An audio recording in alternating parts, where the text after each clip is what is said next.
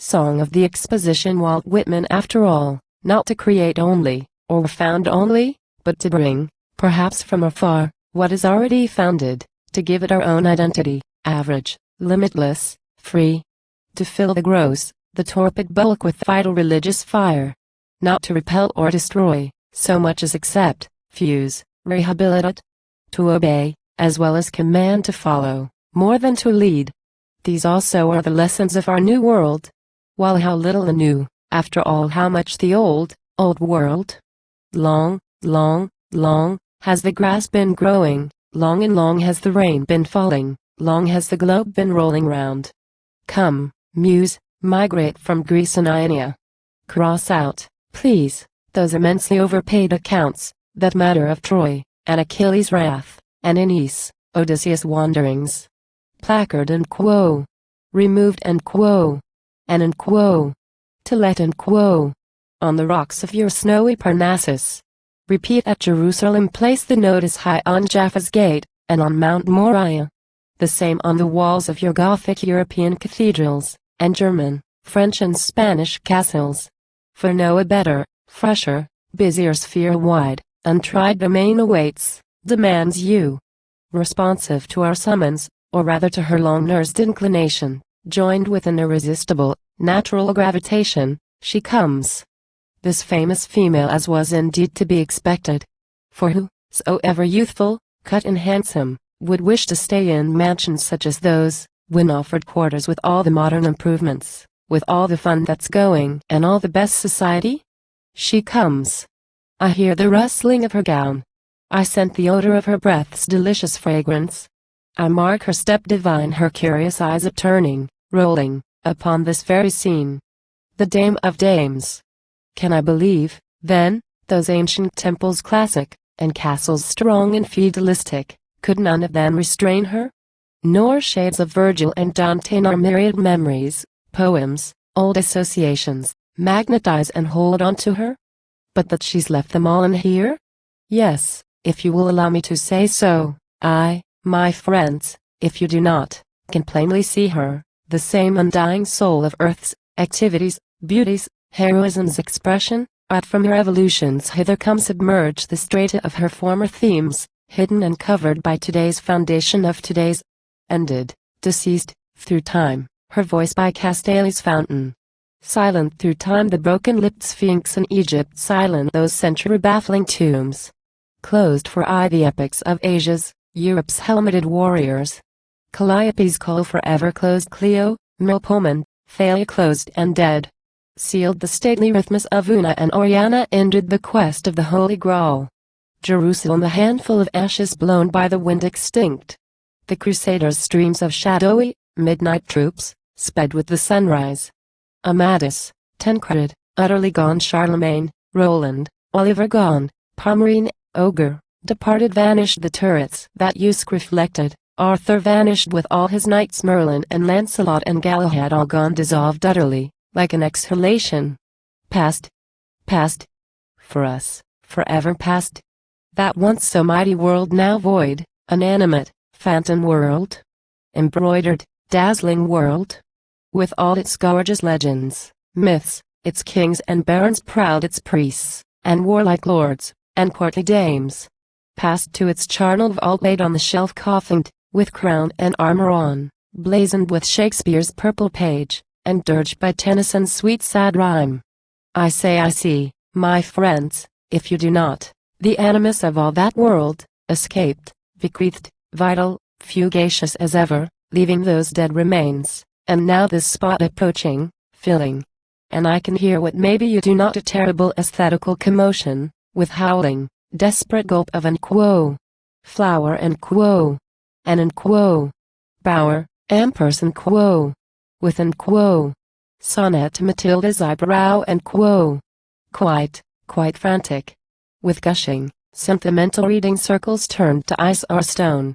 With many a squeak, in meter choice, from Boston, New York, Philadelphia, London. As she, the illustrious émigré, having, it is true, in her day, although the same, changed, journeyed considerable, making directly for this rendezvous, vigorously clearing a path for herself, striding through the confusion, by thud of machinery and shrill steam whistle, undismayed, bluffed not a bit by drain pipe, gas emitters, artificial fertilizers, smiling and pleased, with palpable intent to stay. She's here, installed amid the kitchenware. But hold, don't I forget my manners? To introduce the stranger. What else indeed have I come for? To thee, Columbia, in liberty's name, welcome, immortal. Clasp hands, and ever henceforth sisters dear be both. Fear not, O Muse. Truly new ways and days receive, surround you, I candidly confess, a queer race, of novel fashion, and yet the same old human race, the same within, without, faces and hearts the same, feelings the same, yearnings the same old love, beauty and use the same. We do not blame thee, elder world, nor separate ourselves from thee. Would the Son separate himself from the Father? Looking back on thee, seeing thee to thy duties, grandeurs, through past ages bending, building, we build to ours today. Mightier than Egypt's tombs, fairer than Grecia's, Roma's temples, prouder than Milan's statued, spired cathedral, more picturesque than Rhenish castle keeps, we plant, even now, to raise, beyond them all, thy great cathedral, sacred industry, no tomb, a keep for life, for practical invention. As in a waking vision, e'en while I chant, I see it rise, I scan and prophesy outside and in, its manifold ensemble.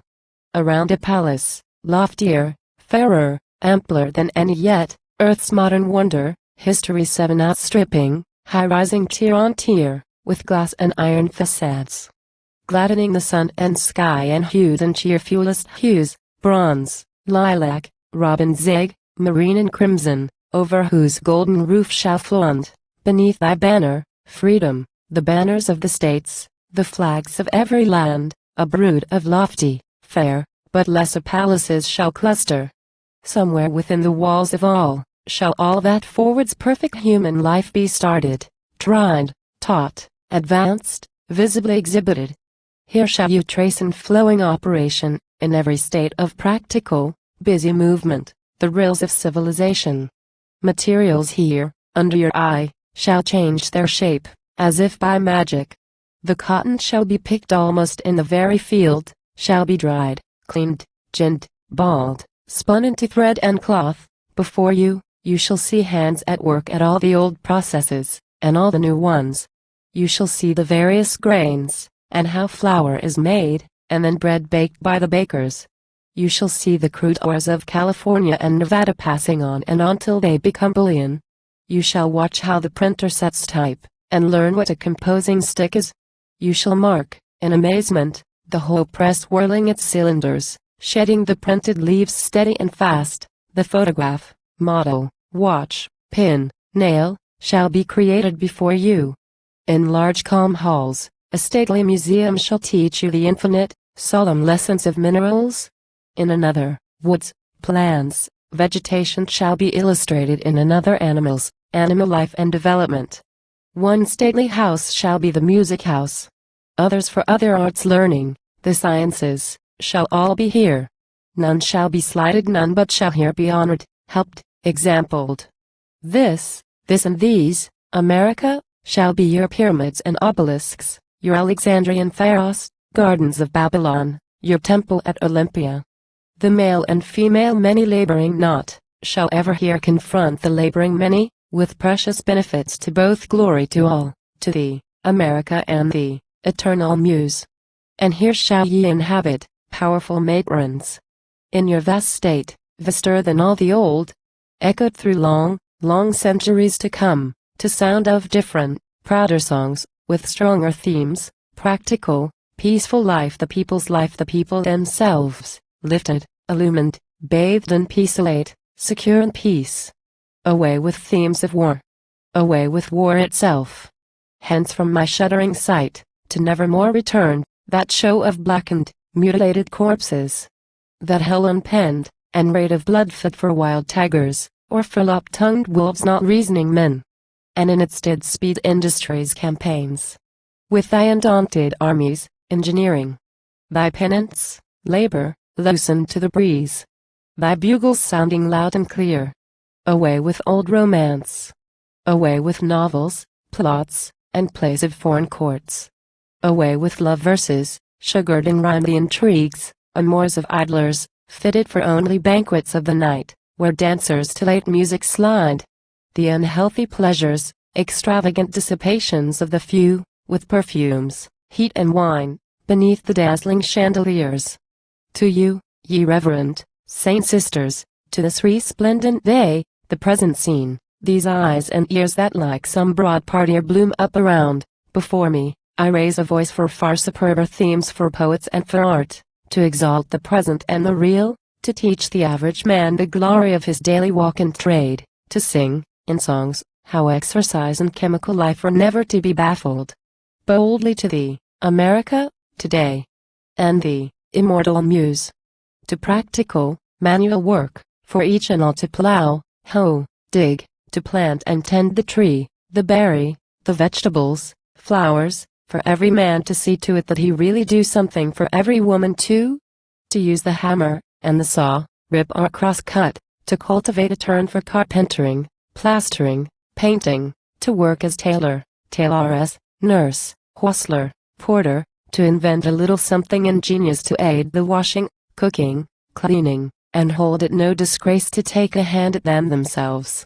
I say I bring thee, muse, today and here, all occupations, duties broad and close, toil, healthy toil and sweat, endless, without cessation, the old general burdens, interests, joys, the family, parentage, childhood, husband and wife, the house comforts the house itself, and all its belongings, food and its preservations, chemistry applied to it.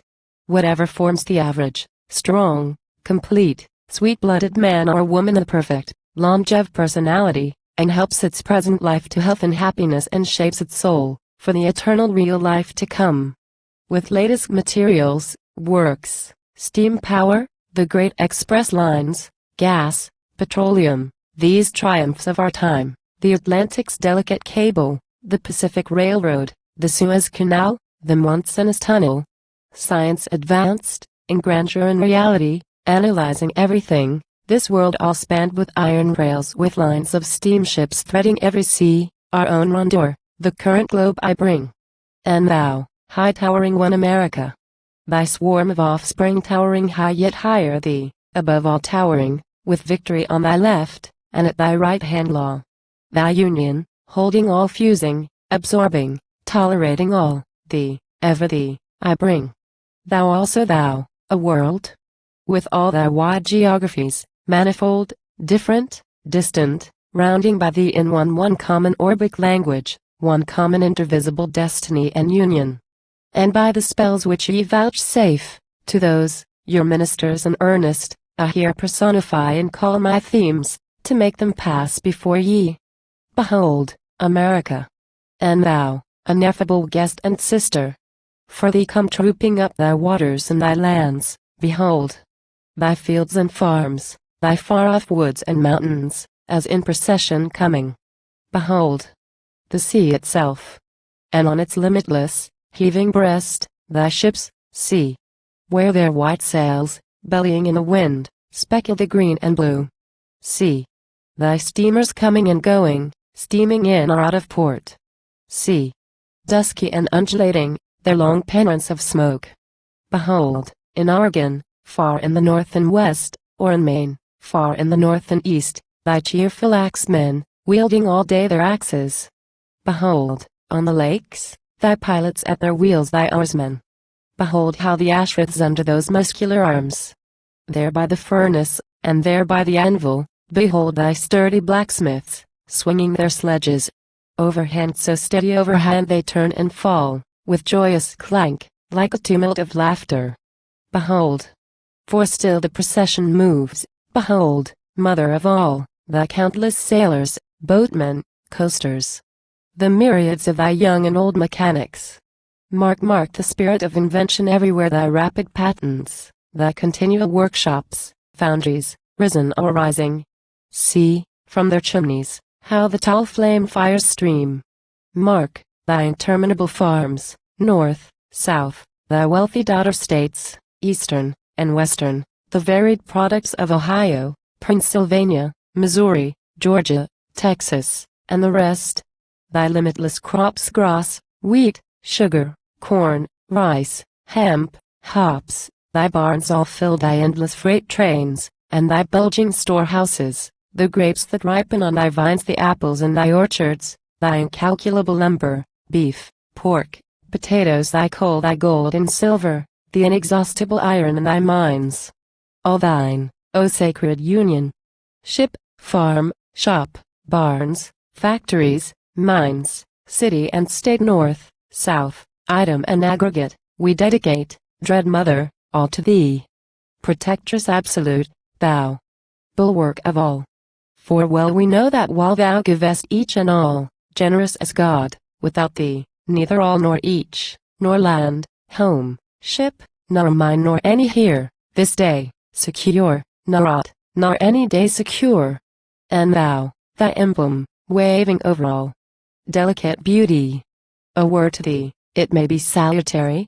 Remember, thou hast not always been, as here today, so comfortably insolvent. In other scenes than these have I observed thee, flag, not quite so trim and whole, and freshly blooming, in folds of stainless silk. But I have seen thee, bunting, to tatters torn, upon thy splintered staff, or clutched to some young color-bearer's breast, with desperate hands, savagely struggled for life or death fought over long, mid-cannon's thunder crash, and many a curse, and groan and yell and rifle volleys cracking sharp, and moving masses, as wild demons surging, and lives as nothing risked, for thy mere remnant, grimed with dirt and smoke, and sopped in blood.